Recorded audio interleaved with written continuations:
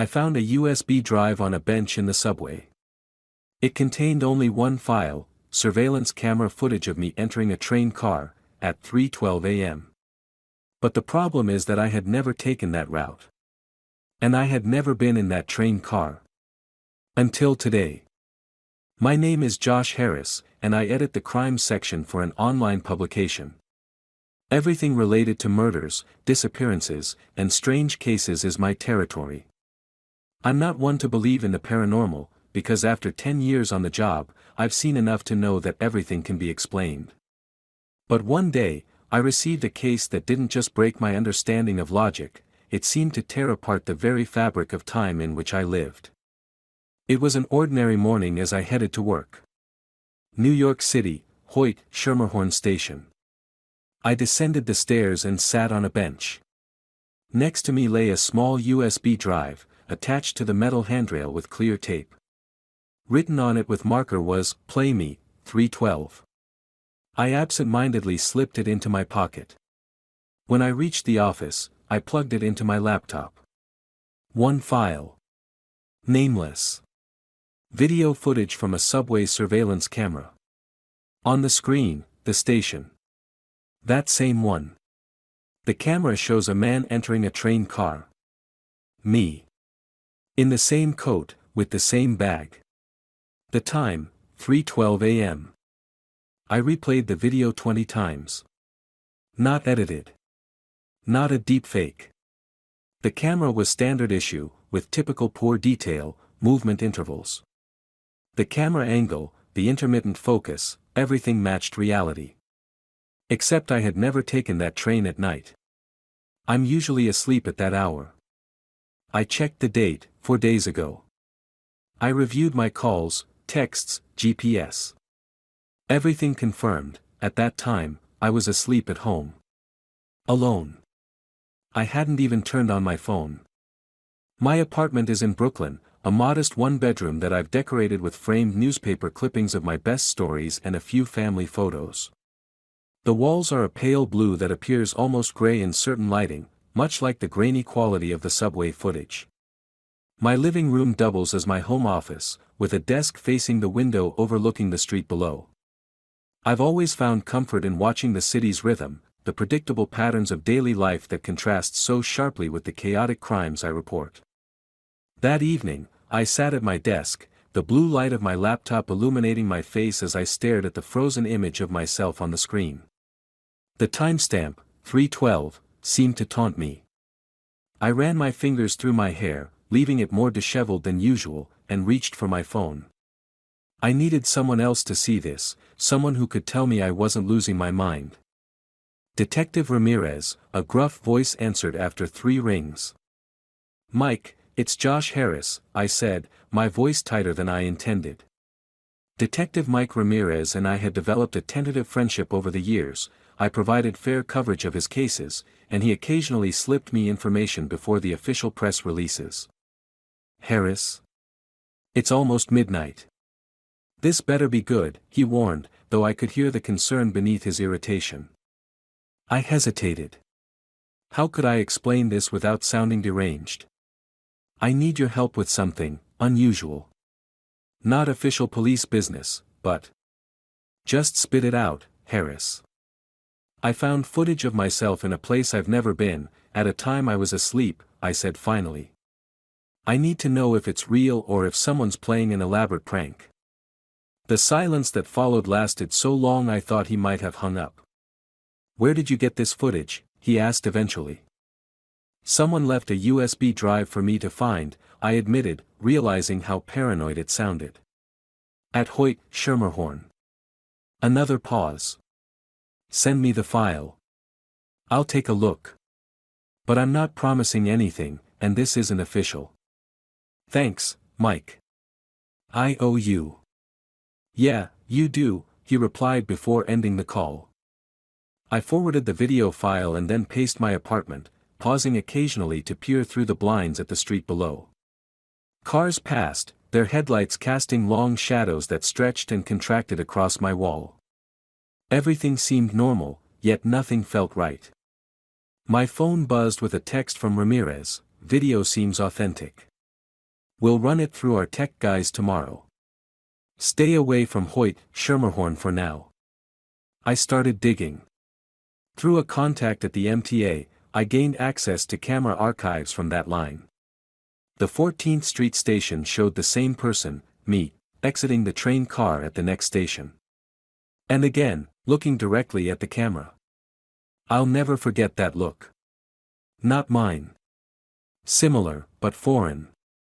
Not just a doppelganger, more like someone who knew exactly how to look to be me. My contact, Taylor Jenkins, had worked for the MTA for 15 years and owed me a favor after I helped clear his brother's name in a convenience store robbery last year.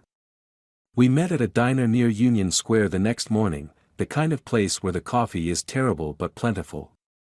"What you're asking could get me fired," Taylor said, his voice low despite the clatter of plates and morning chatter around us.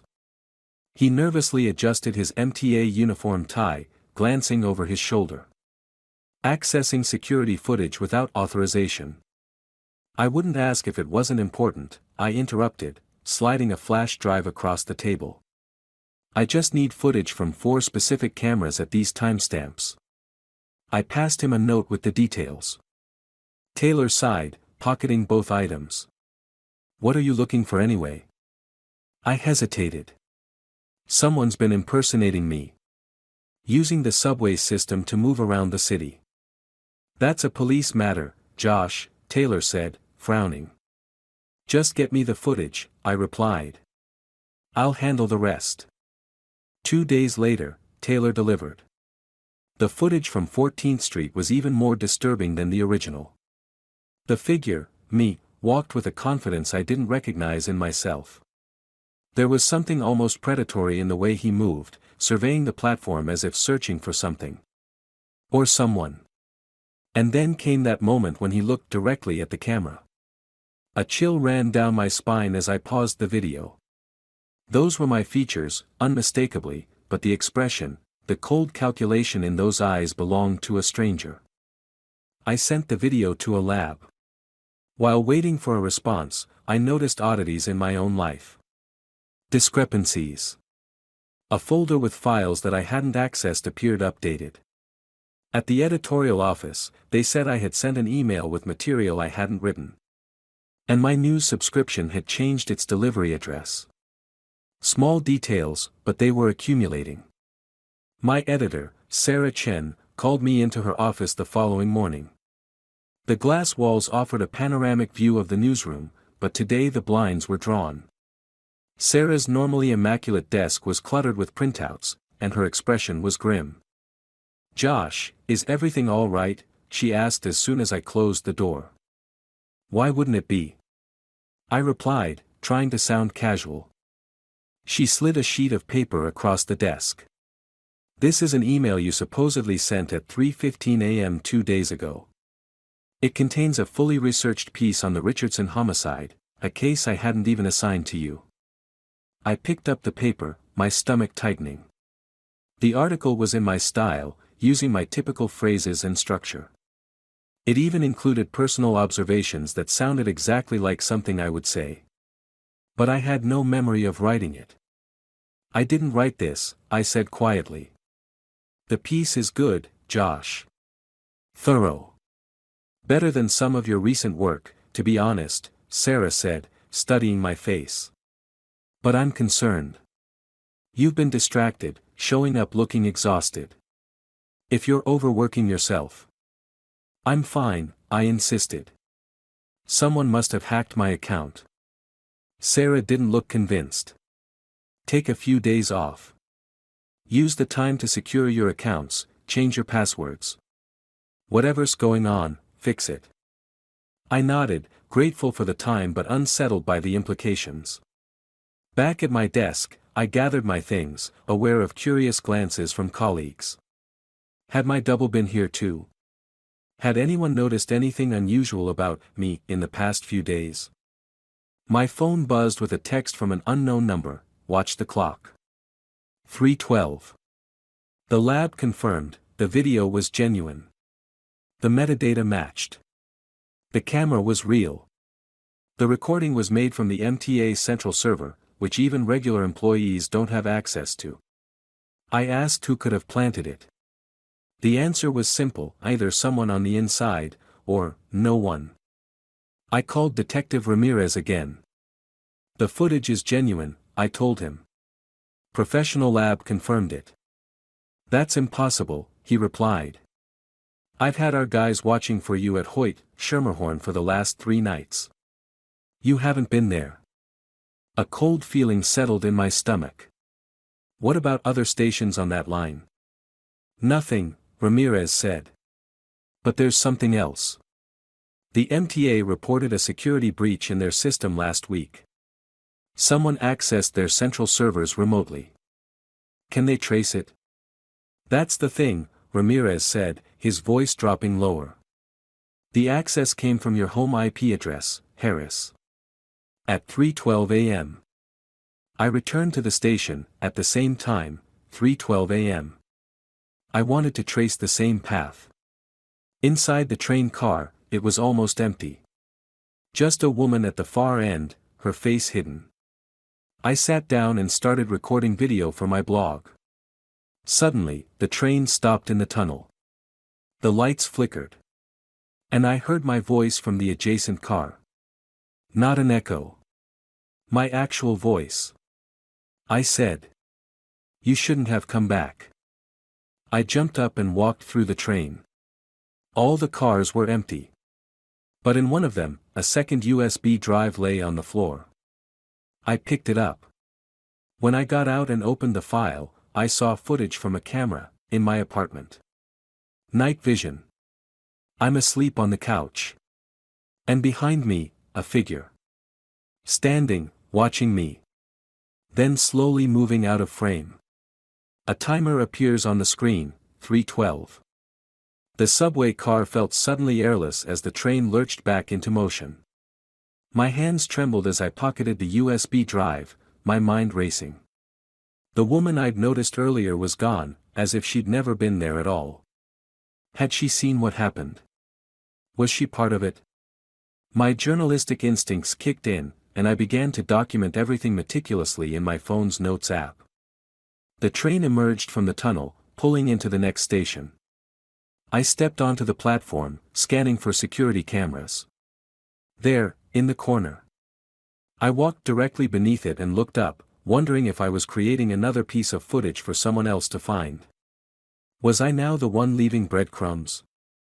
My apartment building stood dark and quiet when I arrived home after 4 a.m. I hesitated at the entrance, remembering the night vision footage of someone standing over me as I slept. My hand hovered over the door handle. What if they, whoever or whatever they were, waited for me inside? But I needed answers more than safety. I entered, taking the stairs instead of the elevator to avoid being trapped. At my door, I listened for any sound within. Silence. I entered cautiously, flipping on every light switch as I moved through the rooms, checking closets, behind the shower curtain, under the bed. Nothing. At my desk, I plugged in the second USB drive. The footage played just as I remembered from the subway, the night vision camera showing me asleep on my couch, the figure standing behind me. I hadn't imagined it. I paused the video and zoomed in on the figure. The resolution was poor, but there was something familiar in the posture, the outline. I realized, I was being watched. Or worse, someone was replacing me. I began to lose track of time. Sometimes I woke up wearing clothes I hadn't put on. Or found photos of subway stations I'd never visited on my phone. Once, I discovered a jacket in my closet, identical to mine, except in the pocket was a transit card, activated 4 days ago. At 3:12. I set up my own camera system in my apartment, one in the living room, one in the bedroom, one facing the front door. If someone was coming and going as me, I would catch them. 3 nights passed with nothing unusual. I began to wonder if I was overreacting, if there was some logical explanation I was missing. Perhaps I had been sleepwalking, experiencing episodes of dissociation brought on by stress and exhaustion. On the 4th night, exhausted, I fell asleep while reviewing footage from the subway cameras. A noise woke me, not loud, but out of place. A soft click, like a door being carefully closed. I froze, listening intently. Footsteps moved across my apartment, not trying to be silent. As if whoever it was had every right to be there. I reached slowly for my phone, pulling up the live feed from my hidden cameras. The figure moved through my darkened living room with familiar ease, going directly to my desk, accessing my laptop. I squinted at the screen. It was me, or someone who looked exactly like me, moving with purpose, accessing my files, my emails, my life. Heart pounding, I texted Ramirez, someone in my apartment now. Looks like me. 224, Bergen Street, apartment 3B. Come quietly. I watched as my double finished at the computer and then, most disturbing of all, went to my closet and selected clothes I would wear tomorrow. He placed them on my dresser, arranging them neatly, before heading to the bathroom. 20 minutes later, my phone vibrated silently. Ramirez, outside your building. 2 officers with me. Where is the suspect? Bathroom, I texted back. Key under mat. I heard them enter, their attempts at stealth betrayed by the apartment's old floorboards. There was a shout, a brief scuffle, and then silence. I emerged from my bedroom to find Ramirez standing alone in my living room, looking confused. Where is he? I demanded. There's no one here, Harris, Ramirez said, holstering his weapon. We searched every room. Check the cameras, I insisted, grabbing my phone to show him the footage. But when I pulled up the app, the last hour of recording was missing. Deleted. Ramirez looked at me with growing concern. Josh, when was the last time you slept properly? Or saw a doctor? I decided to check the metadata from the cameras in my building. The footage shows me leaving at 3:07 a.m. The camera records me disappearing through the door. Half an hour later, I return. But I don't enter the apartment. I just stand in front of the door and look at the camera. 5 minutes. Then I leave. I have no idea what I was doing during this time. But my neighbors said they heard footsteps behind the wall and knocking, from my side. The camera doesn't lie, Ramirez, I said, showing him the footage from my building's security system the next day. We sat in his cluttered office at the precinct, the sounds of police work creating a constant background hum. He rewound and played it again, his expression troubled. And you have no memory of this? None at all. I shook my head. It's not me. I mean, it looks like me, but it's not me. Ramirez leaned back in his chair. I've got a friend in the FBI, specializes in identity theft cases. This goes beyond simple impersonation. The way this person has access to your accounts, your home. He trailed off, then met my eyes directly. Have you considered protective custody? I'm not hiding, I said firmly. I need to know who's doing this and why. Then let's set a trap, Ramirez suggested. If this person is following patterns, they'll return to the subway at 3:12. Tonight, we'll be waiting. The plan was simple. I would go to Hoyt, Schermerhorn as usual, but undercover officers would be stationed throughout the platform and adjacent cars. If my double appeared, they would detain him immediately. We took our positions at 2:45 a.m. The station was eerily quiet, just a few late-night travelers waiting for trains. I sat on the same bench where I'd found the original USB drive, trying to appear casual while scanning every face, every shadow.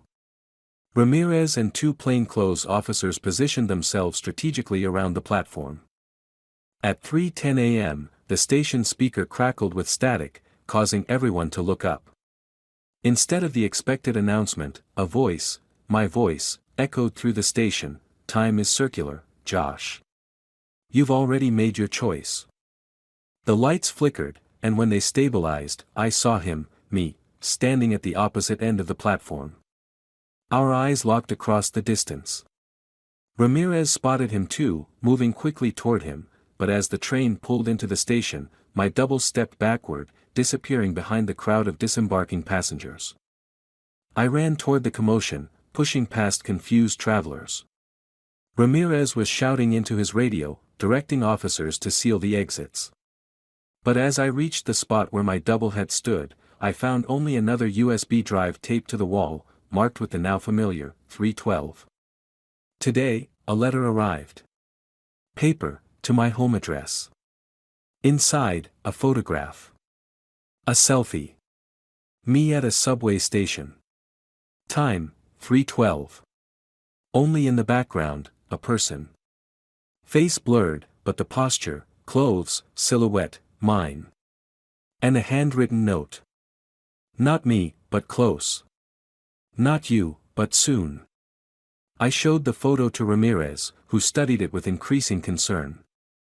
We need to get you somewhere safe, he insisted. Whoever this is, they're escalating. But I was beyond hiding. What if it's not about safety? I asked. What if it's about understanding? That night, I made a decision. Instead of running, I would confront whatever, or whoever, was playing this game. I returned to my apartment and set up my laptop, connecting all the cameras to record simultaneously. Then I placed a note on my coffee table, I know what you are. Meet me. 3:12. I stationed myself on the couch, the same spot where I'd been recorded sleeping. As the hours passed, my eyelids grew heavy, but I forced myself to stay awake. At 3:10, the lights in my apartment flickered, just as they had in the subway. My laptop screen flashed, displaying a single message, look behind you.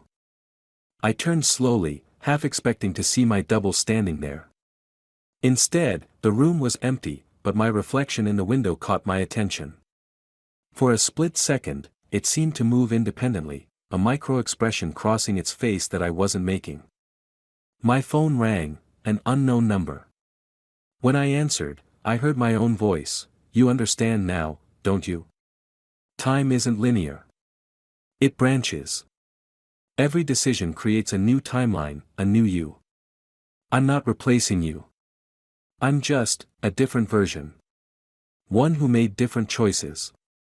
What do you want? I demanded. To exist, the voice replied simply. But two versions of us can't occupy the same timeline indefinitely. Reality is already fracturing. You've noticed the inconsistencies. The missing time. The files I didn't create. Yes. Soon, the fractures will become too great. Only one version can remain. And you think it should be you, I said, understanding dawning. I think it should be the one who understands what's happening, the voice said. The subway at 3:12. Tonight. One last time. The line went dead. I sat motionless, processing what I'd heard. Was this insanity? An elaborate psychological game? Or was it possible that somehow, reality itself had fractured, creating duplicate versions of me from branching timelines? As I walked to the subway that night, the city seemed different, shadows deeper, lights brighter, sounds both muffled and amplified. I felt as if I were moving through a space between realities, neither fully in one nor the other. The station was deserted when I arrived. 3:11 a.m. I stood on the platform, waiting. The digital clock ticked over to 3:12, and the train arrived precisely on schedule. The doors opened, revealing an empty car. I stepped inside. Sitting across from me was, me. Not a doppelganger, not a twin, but me, down to the small scar on my left eyebrow from a childhood accident. We studied each other in silence. How is this possible? I finally asked. Quantum entanglement, he replied. A moment of perfect convergence between timelines. It happens rarely, but when it does, barriers thin. In my timeline, I discovered how to move between them. Why target me? Why not just, live your life? Because in my timeline, I died, he said simply. A mugging gone wrong, 3 days from now. I found a way to escape that fate, but I need anchor points, things that connect our realities. The subway. The 312 timestamp. I absorbed this, trying to separate truth from manipulation. And the files? The emails I didn't send? Reality adjusting, he explained. As I spend time here, your timeline tries to accommodate my presence. My actions become yours. Your memories shift. Eventually, only one set of memories can exist. And you want them to be yours. He smiled, my smile, but colder. I was first. This was my life before it was yours. I'm just reclaiming it. The train lurched to a stop in the tunnel. Darkness enveloped us as the lights failed, and when they returned seconds later, I was alone. On the seat across from me lay a final USB drive.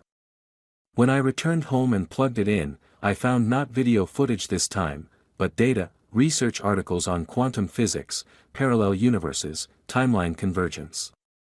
And a final note, the choice is still yours. But remember, in one timeline, you don't survive the week. I've spent days analyzing everything, searching for the truth.